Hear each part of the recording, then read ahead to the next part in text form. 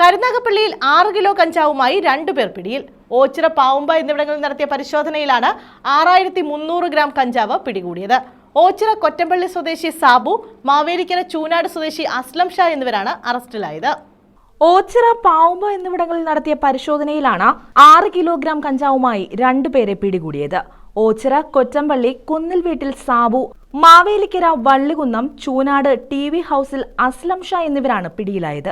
Excise enforcement and anti narcotic special squad circle inspector SS ഷിജുവിന്റെ നിർദ്ദേശാനുസരണം special സ്ക്വാഡും കൊല്ലം excise intelligence വിഭാഗവും സംയുക്തമായി എക്സൈസ് ഇൻസ്പെക്ടർ CP ദിലീപിന്റെ നേതൃത്വത്തിൽ നടത്തിയ പരിശോധനയിലാണ് പ്രതികളെ പിടികൂടിയത്. സാബുവിൽ നിന്ന് 4.150 കിലോഗ്രാം കഞ്ചാവും അസ്ലം ഷായിൽ നിന്ന് സ്കൂട്ടറിൽ കടത്തിക്കൊണ്ടുവന്ന 2.156 ഗ്രാം കഞ്ചാവുമാണ് പിടികൂടിയത്.